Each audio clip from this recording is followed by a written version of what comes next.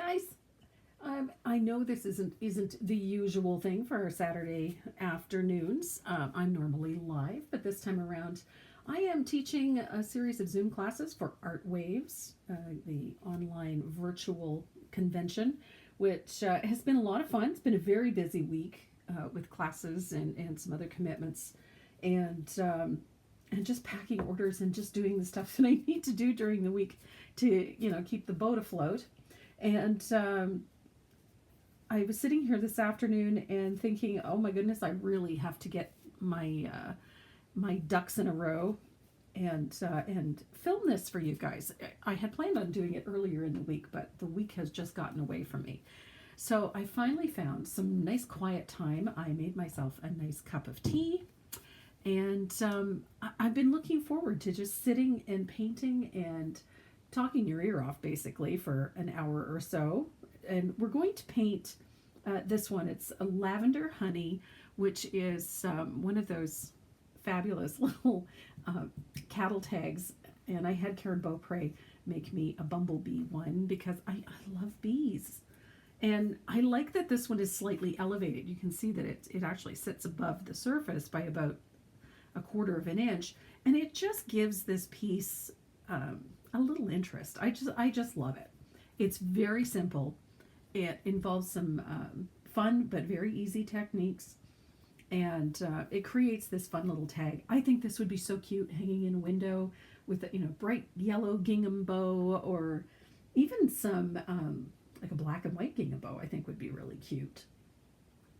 You could hang it with almost anything. I just think it's a fun and cheerful piece, and it would look so cute hanging in a kitchen window.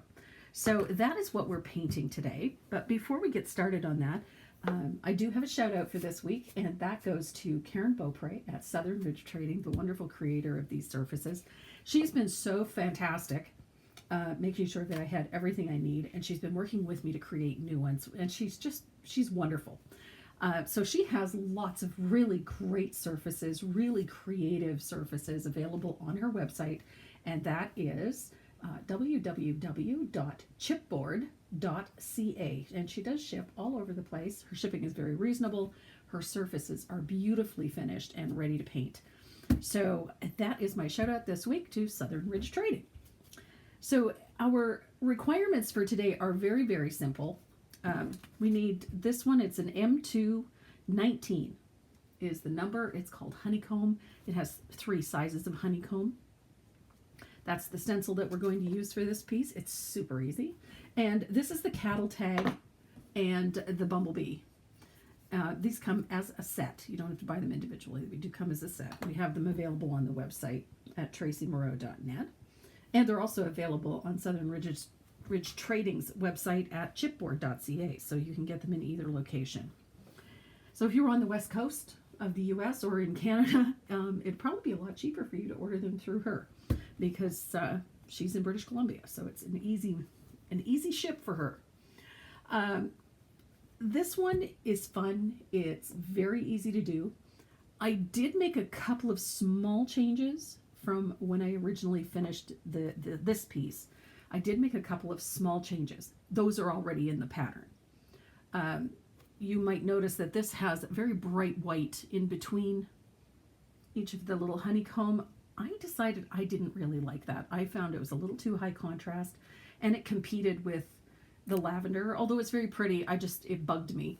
So I went with a slightly different choice when I wrote the pattern, and it's as simple as this. I base coated with a couple of coats of banana cream, which is sort of it's a buttery yellow. It's quite light. I know on screen it comes up really bright, but it's really not. It's a little more creamy than that. And so I put 2 coats of that down. And I know what you're thinking. You're making you Sunny Day over top of this. This is a buttery yellow as well. How is that going to contrast? Well, you don't use this one alone. So this is how we're going to do this. I'm going to put a little bit of Sunny Day on my palette. And I'm going to use a little bit of Sunset Gold. I love this color. This is probably my new favorite yellow. I love this color. So DecoArt's Sunset Gold. And I'm using a 3/4 inch Dynasty Stencil Pro stencil brush. It's ideal because I'm using the larger opening. I like the bigger stencil brush for this. Now, when it comes to positioning your stencil, I'm going to put it on an angle. I like going diagonally with this. I just find it's a little boring going that way. So I'm going diagonally.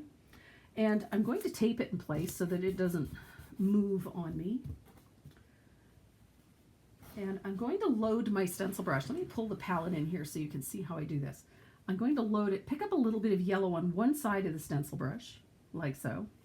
And then I'm going to swirl it on my palette so that I get a nice even distribution of color in my stencil brush. And I'm going to come over here to my stencil, and in a circular fashion, I'm going to put that color down. And as I said, you're not going to see a huge contrast just yet, but you will, I promise. So, oops, a little bit of sunny day on my stencil. Circular fashion, change directions frequently. And then right away, you're going to pick up a little bit of that sunset gold, just a little. And you're going to, again, blend that into your stencil brush. And then you're going to take that color onto your honeycomb, just on one side. So notice I'm putting it on the lower portion of this stencil, lower portion of the opening, just like that. I wasn't really paying attention to what I was doing. There we go. So although it doesn't seem like it, it's going to give you a really nice contrast. So when I lift this up and turn this back, look at that. So we have a really nice, it's a little more subtle than the white, but we get a really nice texture. And I really like this color intonation better than just using the white. I found the white was a little harsh. So I really like this more tone on tone look. That works for me. And if you find that it's not dark enough to suit you, just pick up a little bit more of your sunset gold. With the dirty stencil brush, it'll blend, don't worry. So you can always add more color. It's not a big deal. So if you feel it's not giving you what you want, pick up a little more. And I just I whoopsied a little bit. There we go. See, I love the fact that I can continue to add color to this as I choose. So if I want a brighter contrast, there it is. Look at that. So it really does give you nice contrast. So once you've done a row or two, you can take your stencil off, line up the previous row, try to make sure they're straight, and again, pick up your sunny day, put some of that in,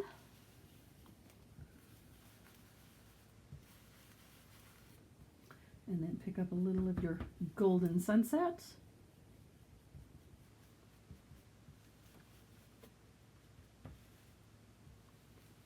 I love this color. It's just so pretty. Nice and rich. Makes a really nice honey color for this, which is what I wanted. And then you check to see if you've got the pattern and the contrast you like, and if you do, move your stencil. So just line it up, tape it down, and just continue like this until you have your stencil, your honeycomb stencil pattern all over the surface.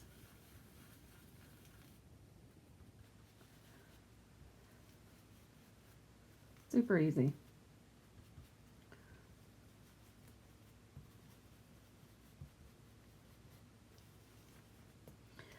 And I love about this is that you really don't have to worry about getting it perfect. It doesn't matter. Love this. I'm very partial to honeycomb and honeybees and anything with bees. And so I really like how this little piece came together. Here's my sunny day. And a little bit of my sunset gold in the corner.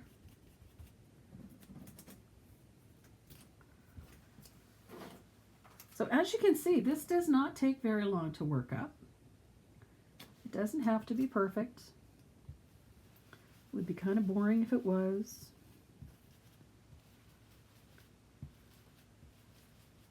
And you can do the whole thing one color and then come back and do the second color if you want, or you can do them both at the same time. It just doesn't matter. It just gives you a nice little blend. Because essentially I'm just working wet into wet for this one.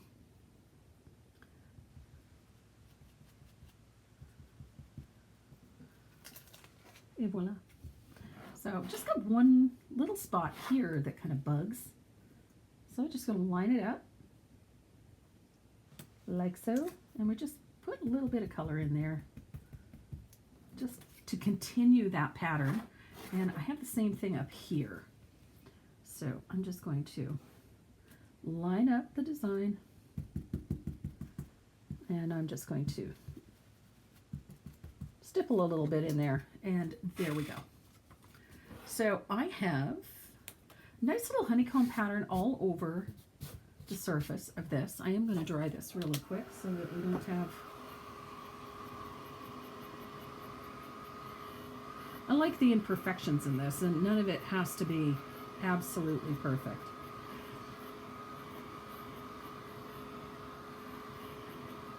There we go.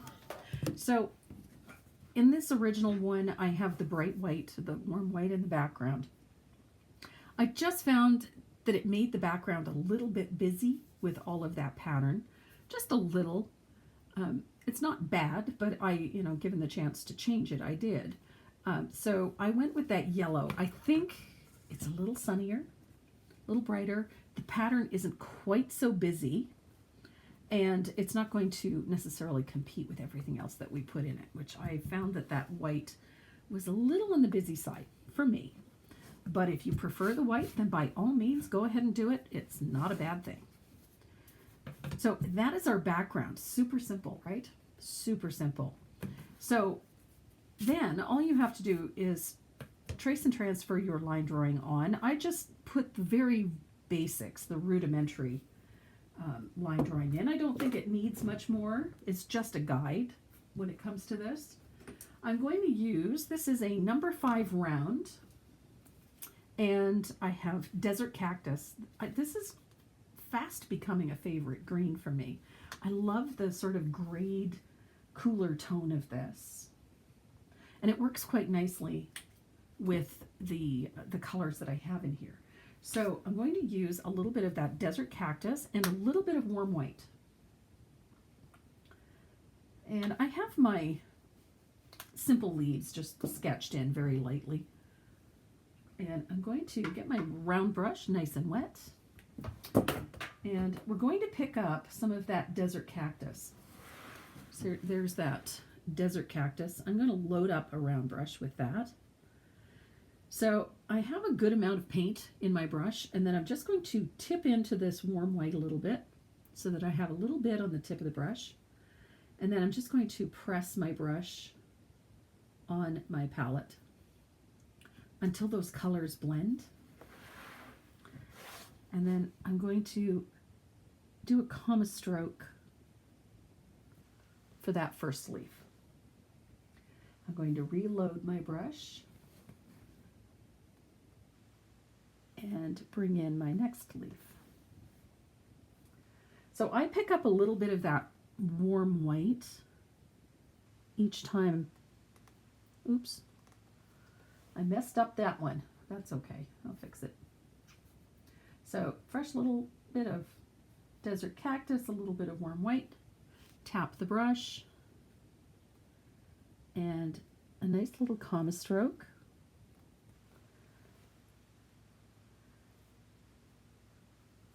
And then I'm going to, I think we need one more. Oh, it's up there. Hello. There we go. So I have 5. You could do 5 or 6, or even a smaller one if you please. I might put one in the foreground once I've got my other goodies in there. And I'm going to switch to my extra long detail liner. And I'm going to use a little bit of that desert cactus. And then coming from the center of that cluster of leaves, I'm going to just lightly stroke in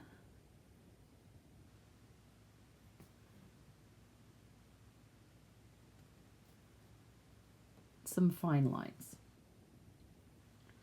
And this is going to be our lavender. So I've got 5, I think 5 is enough. Nope, we'll do a few more. I'll do a couple more.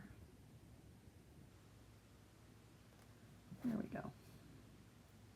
Just try to keep it odd. There we go.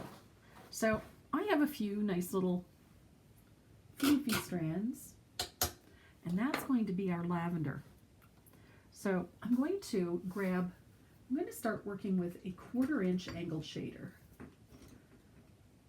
I just think it's a good size for this. I'm going to use a faux squirrel.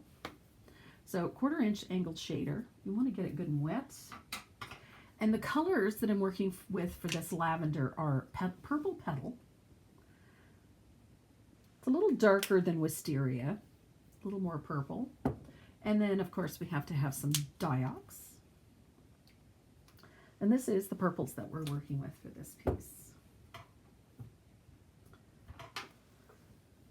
So this is going to be a double load. And if you're new to painting and you're not sure what a double load is, this is what it is. You're going to take an angled shader or a flat shader, whichever you're most comfortable working with, and your lightest value, in this case it's that purple petal, is going to go on the tip of the brush, on that what we refer to as the toe.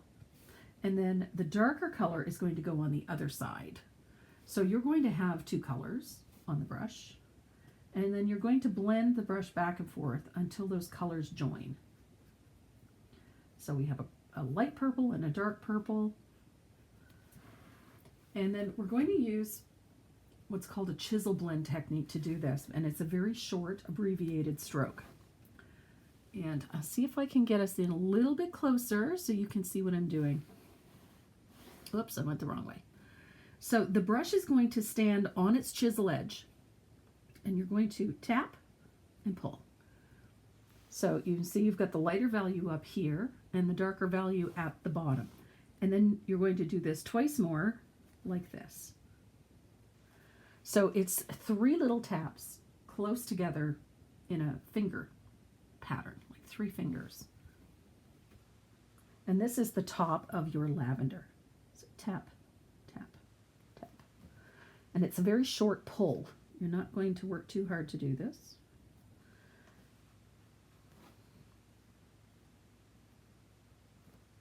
Just like that. And it's a light touch. You don't have to work hard. So we have those 3 little strokes close together. The diox purple and that purple petal at the tip. And that is your first stroke.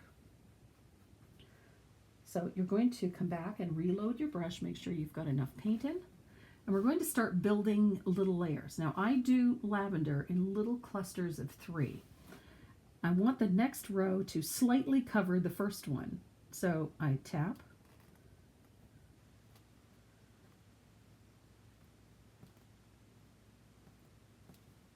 and it's just those little clusters of 3. And if you overlap them slightly, you get that shaded appearance. And when they don't seem like they're getting enough color, just go back and pick up a little bit more. And I find you're going to have a lot more control if you stick to this sort of 3 little cluster of 3. It will make your life a little easier. And you just continue and follow that little stem that is there. So that's your guide, is that little stem. So that little cluster of 3 creates your lavender.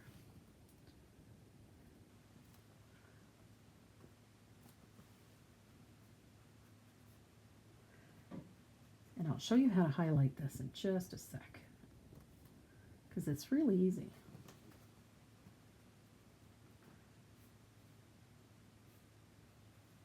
Lavender is just one of those flowers that's super easy to paint.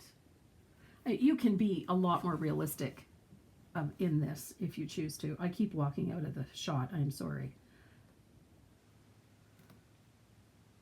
Habitual, I keep trying to bring it back towards myself. So I'm sorry, I'll just do that again. So I just continue in those little clusters of 3 down, following the shape of that stem that I stroked in. And don't worry, if you make a mistake, it's okay. And we're not quite done with these either. We're going to add some highlight, a little titch of white in there just to give it some oomph. And it's super easy because we don't need to work hard to do this.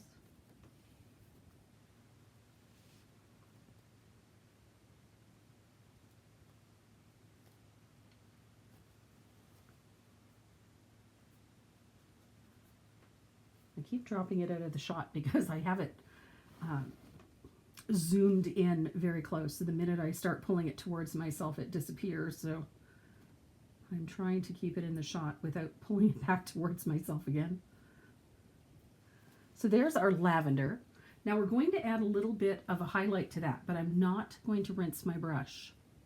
Where is it? There it is. So I still have my dirty brush. I'll pull out a bit. And I'm going to pick up just a little touch of warm white on the tip of the brush. Blend it. And you're just going to add, in a few places, a little touch of that white. Just touch it to 1 or 2 of those little strands that you went to so much work to put in. And that just adds a tiny little highlight, a little bit of brightness to your lavender. And it doesn't have to be much, just in a few places. You don't need a lot of it. And I'll pull you back in so you can see what I've done. So there's your lavender, super easy. So I'm going to, we'll zoom back out a bit. There we go. Now we have these leaves. We're going to add the rest of the stems. I'm going to put a little bit of plantation pine out there. This is my shading color. I love plantation pine. It's one of those yummy greens that works with everything. But I want to add a little bit of filler to this. I like to have a few little strokes of darker green, like blades of grass tucked in. It just acts like a little bit of filler, and it keeps things looking light and airy. Just like that. Nothing major, just a few fine lines. And then we're going to add a little bit of a stem at the bottom. Remember, this is the spot that I messed up that stroke. I'm going to tuck a little bit in there, a little there, and then I like to put a couple of little crosshatch lines across my stems. Just makes it look like it's all tied together. And then we're going to shade those leaves, those comma stroke leaves. And I'm going to use a 3/8 angle. It's a little bit bigger than the quarter. And I'm going to pick up a little bit of that plantation pine. And I'm just going to add a little shadow at the base of the leaf, just down in here. I'm not going too heavy-handed with it. I just need to add a little bit of a shadow just to give them a little curve. And that's it. Super easy. Fast and easy lavender. And if you like, go ahead and put more in if you like more. Don't feel that you have to stick to just that. If you want to bring some down in towards the center, you can do that. Absolutely nothing wrong with that. And I've got a little spot there that I think I need a little bit of lavender. Just because when I traced it on, I don't think I did such a great job.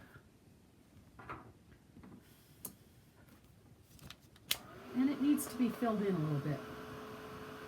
So again, I'm double loading a little bit of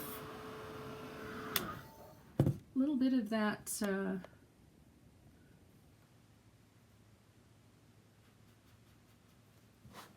dioxazine purple on the heel and a little of that. Ooh, I got too much water in my brush. A little bit of that purple petal on the tip. I'm going to get some of the water out of this. Here we go. That's better. Why did I really mess that one up? There we go. So it just needed a little extra. A little extra. And then we've got a fat little bumblebee down here. I do love my fat little bumblebees, my fuzzy butt bumblebees. So I have this is a quick and easy way to paint these guys. They are not elaborate by any stretch of the imagination. And we're going to start by painting in their wings. Oh, wonder if I could have grabbed a worse brush. It's in pretty rough shape. Okay, I'm just going to start by painting in the wings with just a little bit of warm white. Just a little. And his little fuzzy butt back here is going to get white too. Because we're going to put yellow in, and I really want that yellow to stand out a bit, so I'm going to paint his little fuzzy butt white. There we go. So his wings are white and his little fuzzy butt is white. And then I'm going to need some lamp black. Now this little fuzzy butt guy gets painted pretty much the same way as the big one does, but I think he's very cute. Though when they're tiny, they're really cute. So a little bit of black for his head. I'm just using a rigger. I think this is a 0. Nope, it's a number 2. I'm way off today. Super simple. Just paint his head and his body black. And then he has a stripe that runs along the middle of his body. And I just do this, little lines. And then don't forget to do that little bit at the bottom.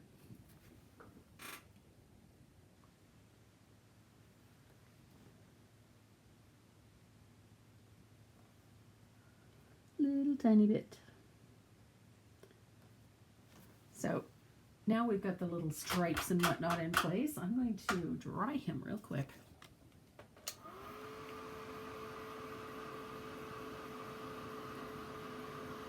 And I finished these little guys with my pen. I do the same thing with the lavender and the lettering and whatnot. I just like that sketchy line. It just keeps things looking light and simple. And that's how I like things, light and simple. So once you have this dry, you're going to take a little bit of Sunny Day on your rigger, your liner, whatever you choose to base coat this with. And you're going to go right over that white on his fuzzy butt with a little bit of yellow. Don't worry if it overlaps that black a little bit, it's okay. And we're going to dry that.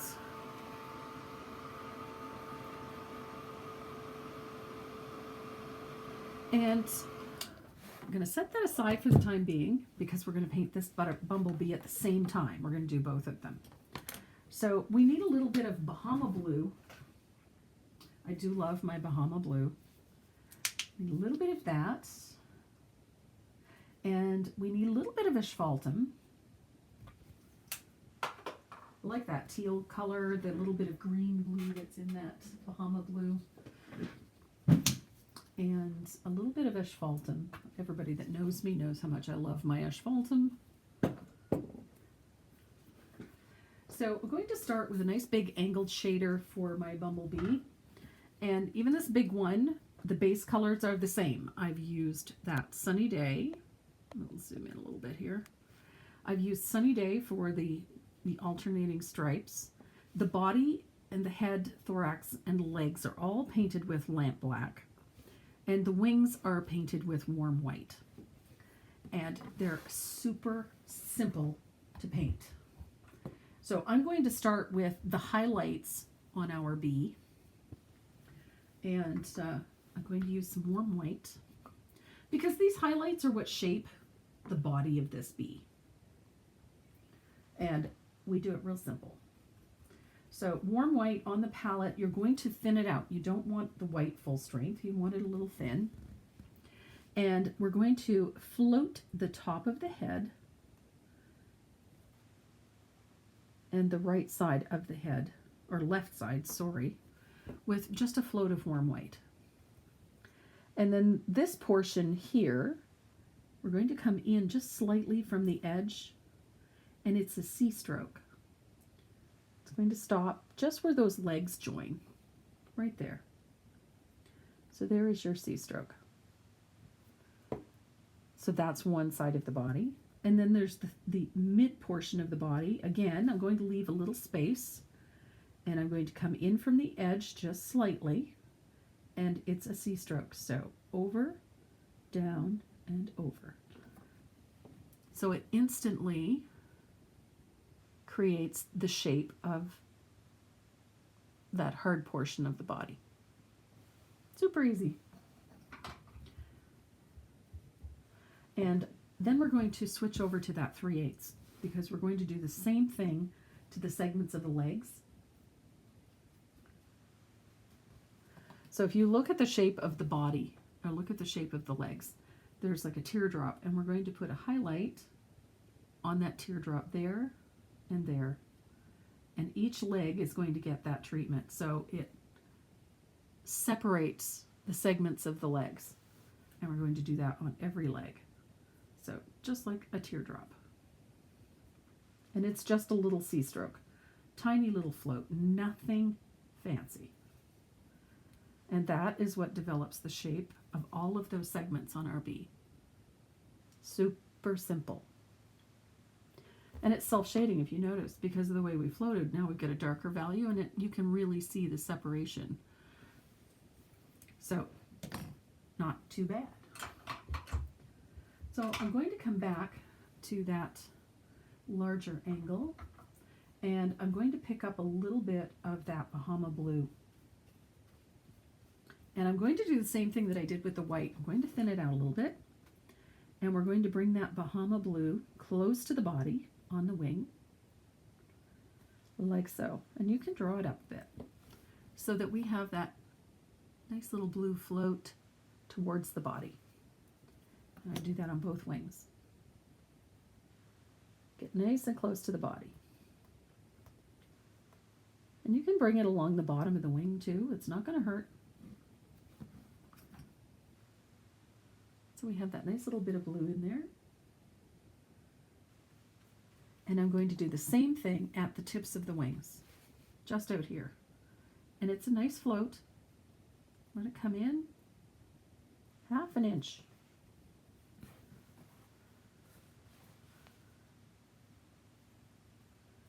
And it can be a little on the strong side. It's not going to be, it won't be wrong if it is. So this is what you'll end up with. Going to end up with the blue closer to the body and then a little bit out towards the end of the wings. I'm going to move that out of the way. And I'll see if I can get you in a little closer. Ooh, there we go.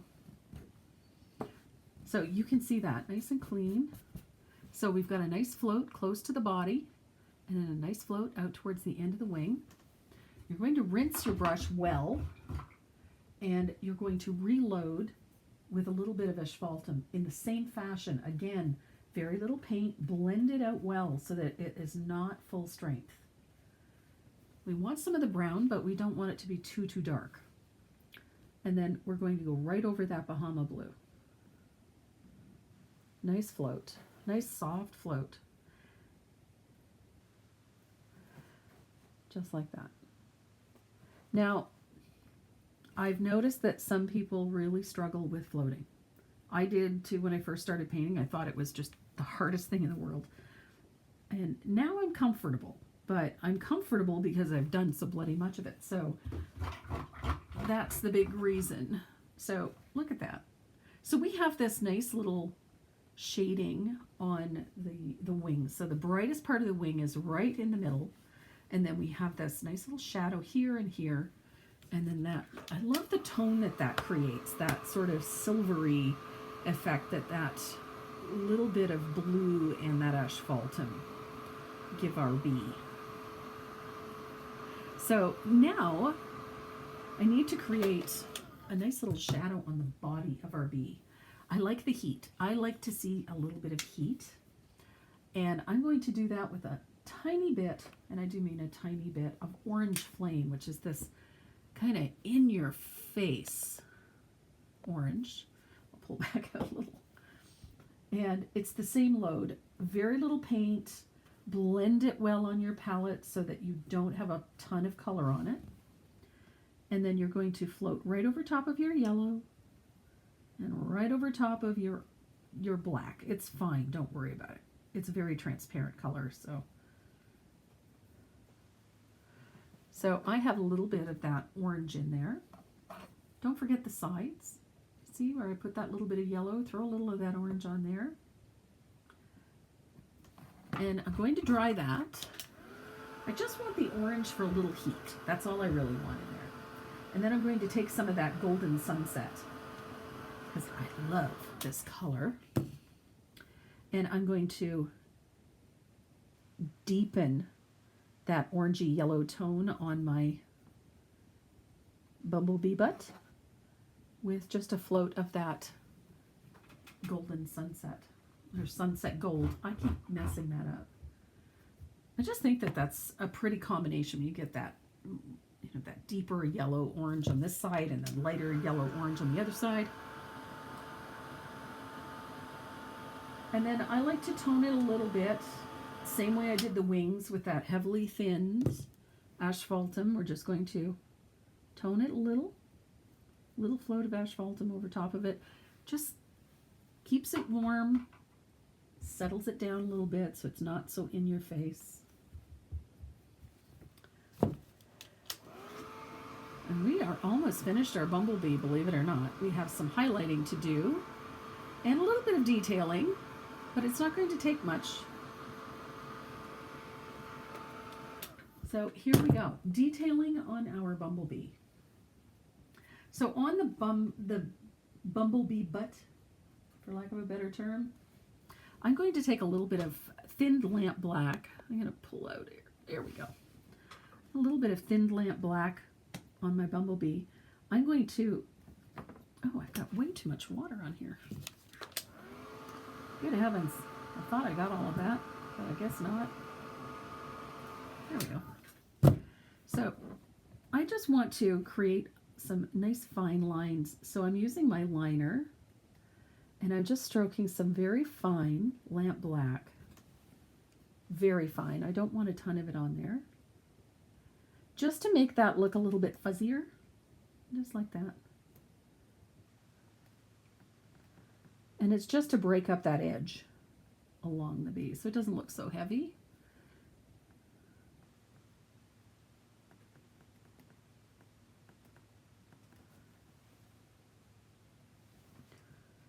So fun.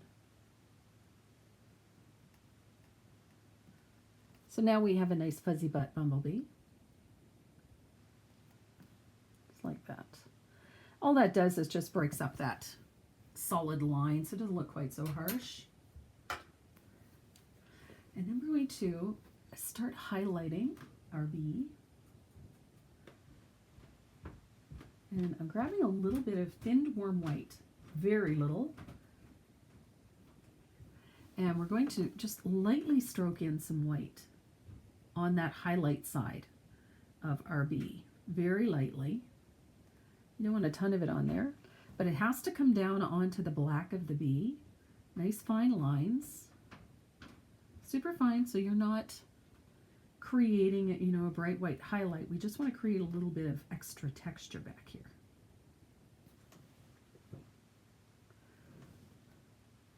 And it's a light touch. There we go. I like that little extra texture. It makes them look a little hairy, a little fuzzy. And it's just very light, very faint. And I gradually let it run out as I come across to the center of the bee, so that it doesn't just stop. It just sort of runs out over here. And then while you have the white out, you're going to start adding some more important highlights, one of which is just a simple stroke of white at the top of the head, and then just in slightly on that first segment, and a bit of a curve and in slightly on that last segment. So now we have a little bit of highlight. It's a little bit of shine. And then I want to just a little highlight to the outside edge of those legs.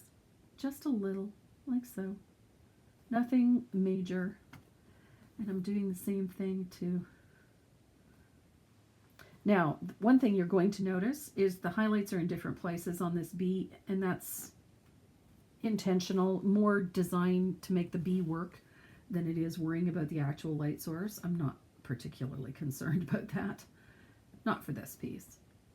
So, little highlight on my bee, like so. Ordinarily you would be, but on this one, I'm not so much. It's just a bee. So we have highlights in place. I'm going to come back a little bit. We're going to grab a Uniball Signo, or as I'm using these new ones, because the Uniballs have been so hard to get. This one, the Feng Taeyeon. These are a really nice Korean pen. I've been using these quite a bit. And I'm using them to create that texture on the opposite side of the bee, to work in line with our white. And make sure you bring them in so that the two mix, because we're not really shading, we're just adding texture to our bee. And then I like this really light, sketchy, crooked line that goes on the wings. Ordinarily, if I were to paint this on a surface, that line would more often than not extend past the edges of the wings. So it doesn't have to be neat and tidy. It doesn't have to be straight. I just draw like a squiggly line, and then I go back over it and make sure that I miss. So it's very scribbly. It's not neat. It's not tidy. It's not perfect. And there is our bumblebee. Now, of course, he's going to get spattered and whatnot a little later on, and that's all good. But we're going to finish the little guy that's on here. I think the line drawing has two. There's another one up there. I just didn't trace him on, but that's okay. So, again, same process that we used for the big bumblebee, we're going to use for the small one. Obviously, it's going to be a little bit smaller. So I'm going to a little bit of blue towards the body, right on the wing. Just like that. Super easy. Little highlight at the top of the head, and again on the body. So simple. Little touch of orange for that little bit of heat and that little extra shape on our bumblebee. Right there. I do like a little bit of orange. And then as soon as it's dry, you're going to go over it with that sunset gold. He's super tiny, but he's super cute. A little bit of sunset gold. Look how simple. And then when that's dry, this is what's fun about these little guys, is they don't need as much attention to the shading and the highlighting as, say, the larger one does. So you can let a lot of this, this little detail, these little extraneous things, just sort of happen. You don't have to work too hard. I just use, a few little dip dots, little squiggly lines around the wings. I do like that sketchy little line on the wings. I don't work too hard with it. Don't worry about it too much. And then don't forget, use your pen, little tiny dots to create those little feet and legs on our bumblebee. And then we're going to use the liner for some little highlights, just tiny little dip dot on the head, right there. If I can get the paint to come off, there we go. Little dot there. You could put a, tiny little stroke of white on one side, should you desire it, just to create little highlights. And this little guy needs some antennas. I just realized he didn't have any. So 2 little lines for antenna. You can see he is not heavily detailed or heavily painted. It's just he's cute and sketchy. He's way off in the distance. He doesn't need to be too elaborately painted. So there is our fun little bee. This is coming along very quickly. And I do love how this looks. So while I have the pen out, I'm just going to do that same sketchy line on my leaves. I do like that sort of hand-drawn appearance that the pen gives it. So if you decide to do this, that's entirely up to you. If it's not appealing to you, then by all means do it. Your own thing.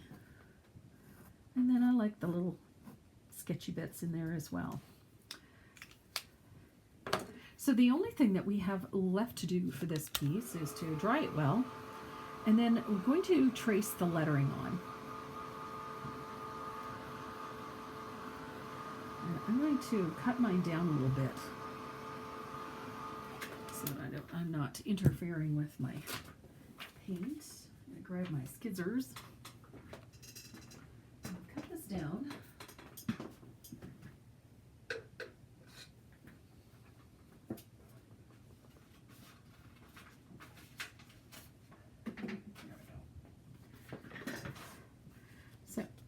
Going to line mine up, and I'm going to tape it in place so that I just have the lettering on there. And I need a nice little piece of gray graphite.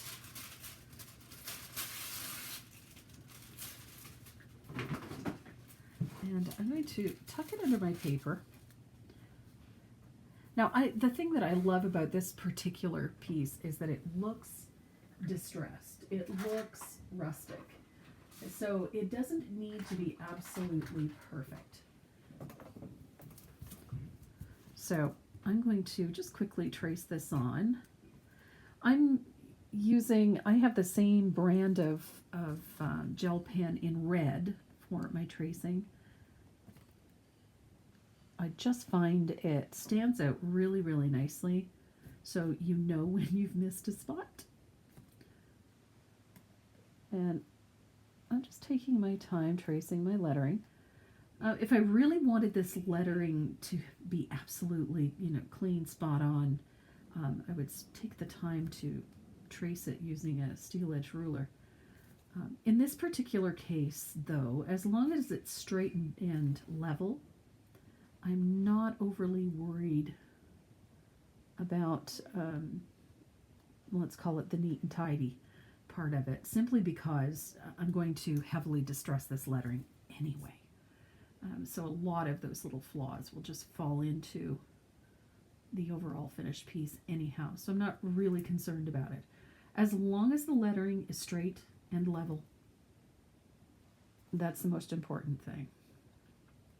Level being the optimum. There's nothing worse than seeing a beautifully painted piece and then the lettering is going uphill or downhill, but not in the general direction that it was supposed to. So, and this one is intended to look a little bit rustic, so it gives us a little bit of leeway where that's concerned. Level.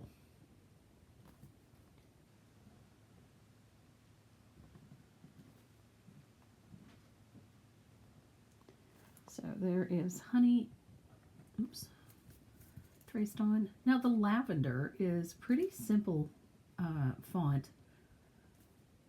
One that I've been particularly fond of lately it's called Autumn something or other. Good grief, now I can't remember what it's called. But it's a really cute lettering. It's a little on the rustic side, but it works very well for this country type theme. And it's an easy font to work with. It's very forgiving to paint, which is very nice.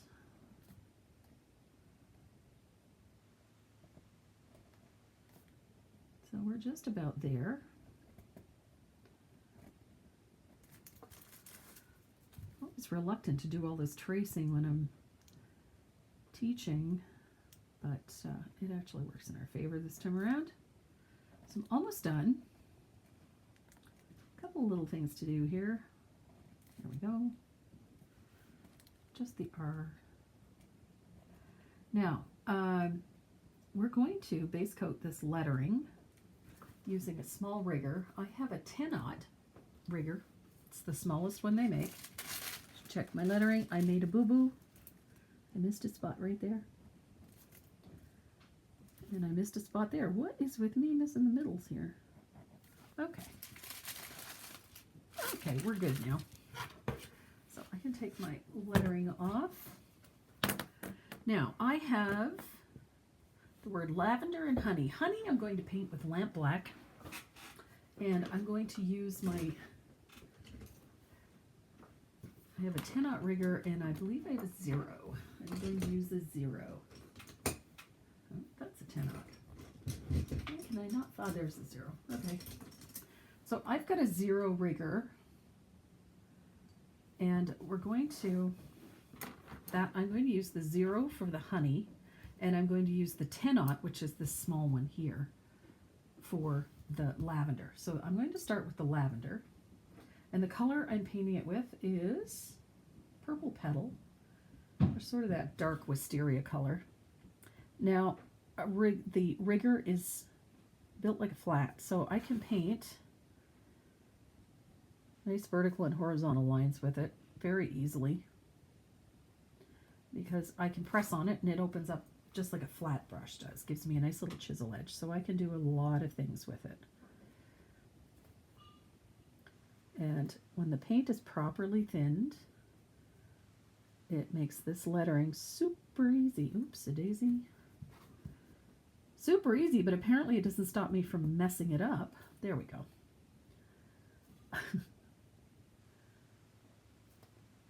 Done like dinner. Not only did I mess it up, but I managed to fix it. So,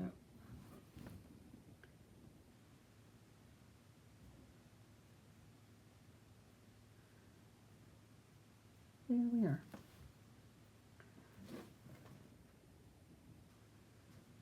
Now you could do this, probably do this with a liner too if you don't have a 10-aught rigger. It may just take a little bit more patience, but it can be done. No reason why not.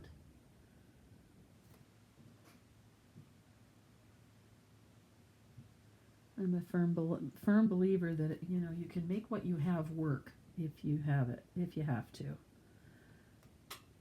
Having the exact same brush as me is handy, but it can be done without it.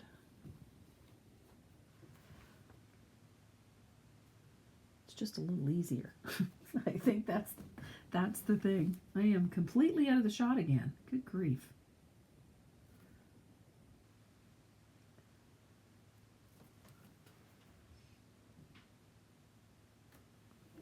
This is one of the downsides to recording when you're sitting in the room by yourself. You can't keep track of where you are sometimes. You just don't realize that you've moved things closer to yourself. But it's all good. At least I fix it when I realize it. There we go. Almost there. Oops, forgot the crossbar on the D. Now, this piece has been very simplified. one of the reasons that I love a lot of the rustic country designs is that the designs themselves are sometimes can be quite elaborate, but they don't have to be elaborately painted, which appeals to me in a lot of ways. And I'm a fan of rustic country design because I think a lot of the time it's ignored, passed over. It was out of style for a very long time, but it seems to be making a little bit of a comeback. Not that we're going to have, little dusty blue geese or dusty rose geese wandering around the kitchen again, but I think that rustic country look is definitely making a comeback. Just with nicer color palettes, and I think that's exciting. So for the honey, I'm using a number 2 rigger, and on the chisel edge, which is just the sharp edge, but when I press down on it, I can fill the space and then come back up. So it makes painting this lettering so much simpler. I'm not worried about getting them perfectly opaque, primarily because I am going to be sanding the bejeebers out of it. I'm going to make it look worn by the time I'm finished. So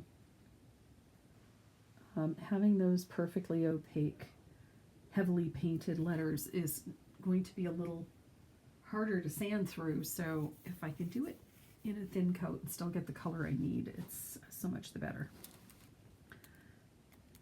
And again, I almost took it out of the shot.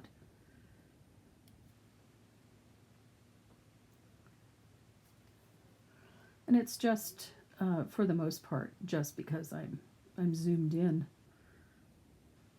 So.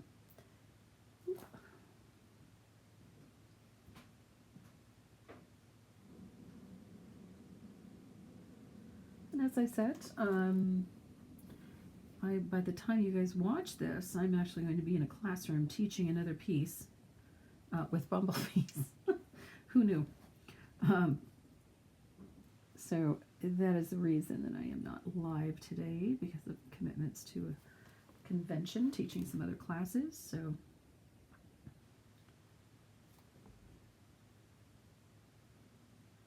it's always so much fun doing the lives, because I get to hear your questions. I get to see where you're all coming from, and I get to talk to all of you. And that part for me is just a lot of fun. And it helps and connects us with people all over the country, which is great. But at the same time, I can answer questions that, maybe I don't talk about while I'm just filming. And then you can get an answer right away. But if you see something on here and you have a question, don't hesitate. You can go to my website at tracymoreau.net, and there's a little speech bubble in the lower right-hand corner of the home page. Click on that, and you can send me a direct message from that little spot, and send me your question. I'm more than happy to answer them. I usually manage to get to them within 24 hours, so if you don't hear from me right away, I do make every effort to answer your questions, so feel free to get in touch. I'm more than happy to help. So our lettering is just about there. I'm almost finished with this H.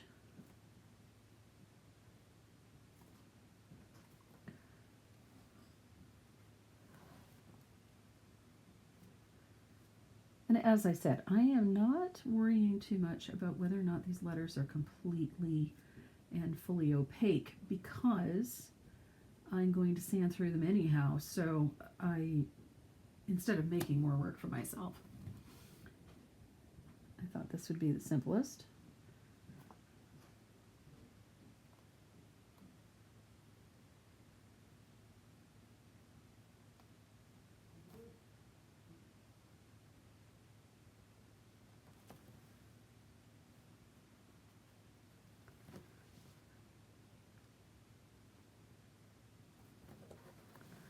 And that is just about there. A couple of little things to touch up, but nothing major. That letter was not well traced, but there we go. A little spot here that I'm not thrilled with, but we'll clean it up. So there we have lavender and honey are painted in. I'm going to dry this really quickly. I want to make sure it's really dry before I do this next time. Otherwise, I'll just end up smearing paint everywhere. I don't want to do that.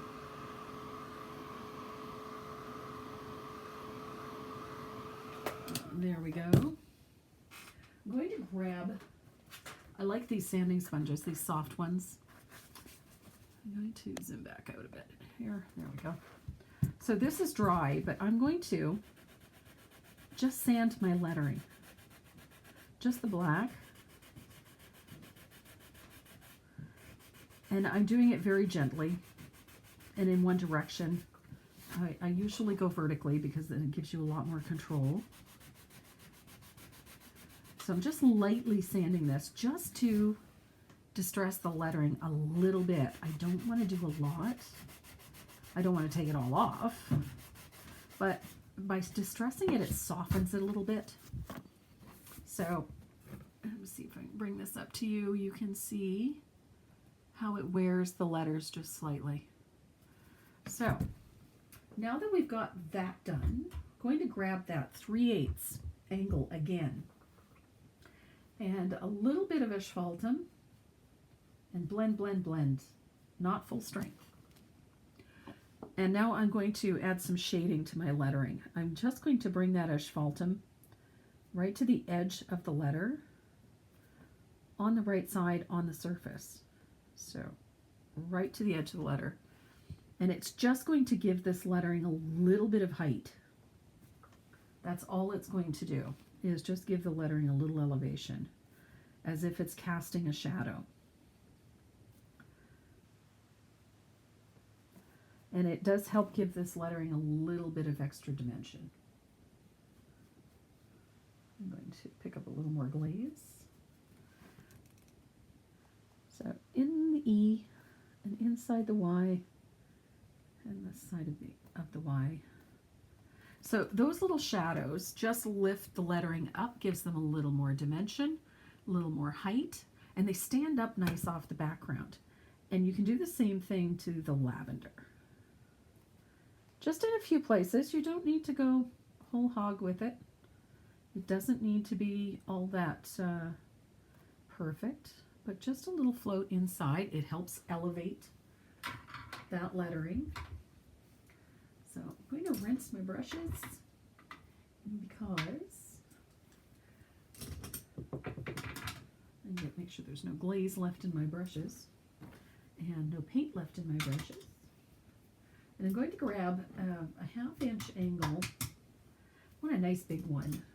1/2 inch or a 3/4 angle will do the trick. I'm going to get it good and wet. And we're going to pick up that asphaltum. Again, I'm thinning it out. I don't want it full strength. And we're going to put a float of that all the way around the outside of this tag. It's not a neat and tidy float. Doesn't have to be perfect. Darkest value to the outside edge. It's just going to give this tag a little more depth and a little more shape.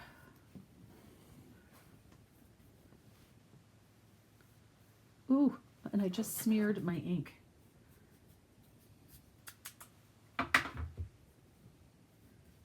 That's okay. I can rinse it off and fix it afterwards. There we go. Oopsie, it wasn't dry, so I messed it up. So a little bit of asphaltum over the outside edge of my tag. And there, I've got a nice little shadow all the way around. I'm going to dry this and I'm going to fix my bumblebee because I messed him up.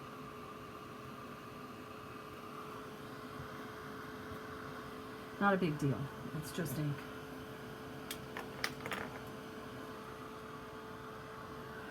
So I'll just go back in with my ink Fix up my bumblebee.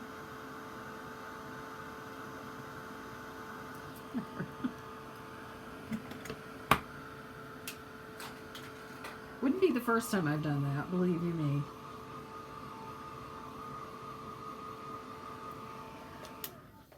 So we have a little bit of work to do on our, I'm going to grab that 1/4 inch angled shader that we used for doing the lavender, and we're going to put a little shadow at the bottom of our lettering on lavender. And it's this simple. I've just used a little bit of Diox purple, just a tiny little bit, and it's a tiny little float at the bottom of each letter. Super easy, just darkening the base of the letter. And you need that small brush. If you've got a smaller angled shader and are comfortable with it, there's a 1/8 that is ideal for spaces this size. I just use the 1/4 inch and turn it on its tip, and then chisel blend the color up on the vertical. So when I'm on a small tight space, I use the tip, and then when I'm on the vertical, I use the chisel edge of the brush. So I have a shadow in there. And I'm going to take my black ink pen, and I love doing this, just tucking in a few little lines and shadows around that lettering. It just helps make the lettering stand out a little bit, especially since it's on top of stuff that's a little on the busy side. It just helps make it stand out. It's all good. And the fun part is that I get to break a whole bunch of little rules doing this, because ordinarily shading would go on a different side, and because I've got no real light source in this piece, I can put it wherever I want. So when you look at your lettering, you can see I've got little sketchy lines all over the place. None of them are perfect. They're just outlining this lettering a little bit so it stands out off of that background. Super easy. Easy peasy.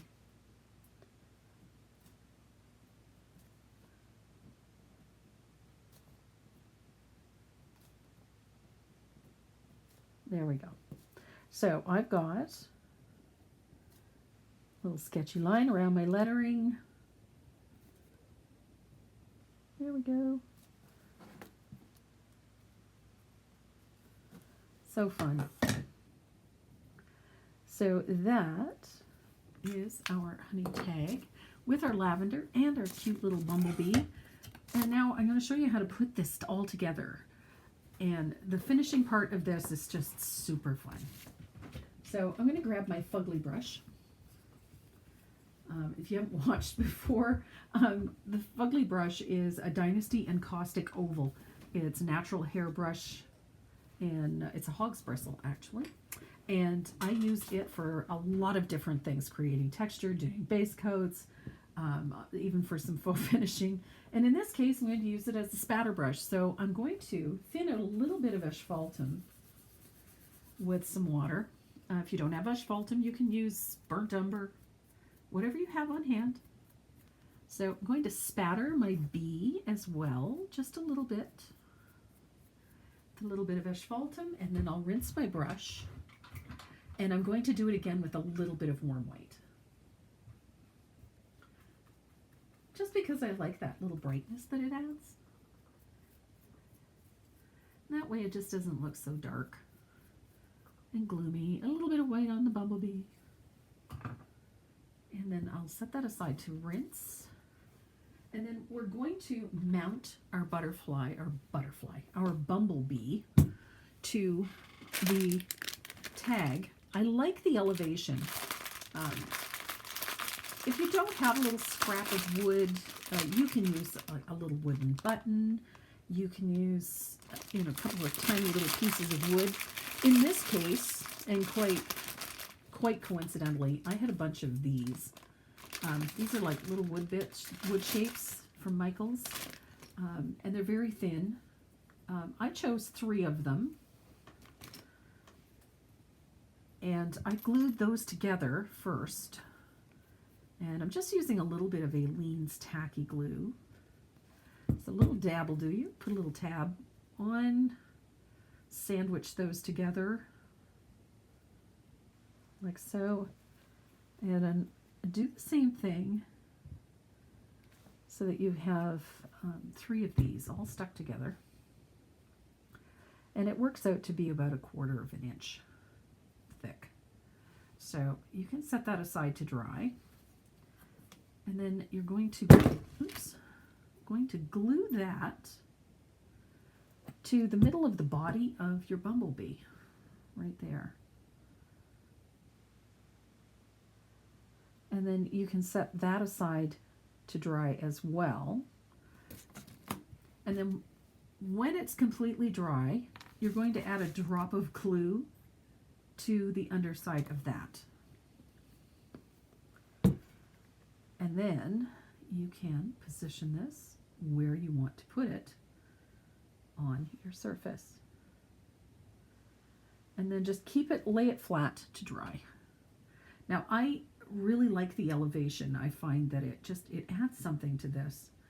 Just adds a whole lot of dimension and interest, and it just makes the piece seem a bit more structured as opposed to just a flat surface. So I really like the elevation. I love the shadow that the bee casts on this surface. I just think it's so cute.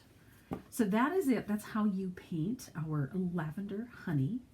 Super easy piece, lots of fun. It's a quick and easy. I think it would make a fabulous gift. You can finish this before you glue it together. I take it out to the garage and hit it with a couple of light coats of DecoArt's matte spray just to seal everything in. And if you want, then you can seal it with your favorite matte or satin varnish. I'm a matte girl. I like my matte varnishes. I just like the finish better. But whatever varnish you choose is going to work just fine. Just make sure that you use a matte spray so that you don't run into the same issue that I did washing off my ink with my brush. And it would be horrible if it smeared in your varnish. I haven't had that problem if I've let it dry well, but just to avoid the issue altogether, I think a little bit of matte spray, because I use so many different things in the things that I create, I always think it's a good idea because then I don't have to worry about smearing anything everywhere.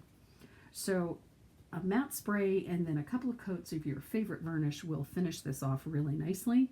To hang it, it can hang on a hook as is, or it would be super cute with a bright yellow ribbon or a little black and white check ribbon. I think would be adorable, and it would be so pretty, so sunny in a kitchen window or next to in your kitchen or your favorite space in your house. These are just so fun and so cute. If you're looking for the surface, we do have them available on my website at tracymoreau.net, or you can find them available from Southern Ridge Trading at www.chipboard.ca. Wherever you get them, you're going to love the surface. The patterns are available on the website, and we have more of these really great fun critters coming soon. Check out the cow, check out the pig. We've got lots of new stuff coming up, and I really appreciate you guys coming to watch. So have a great weekend, and everybody, love you, and please stay safe.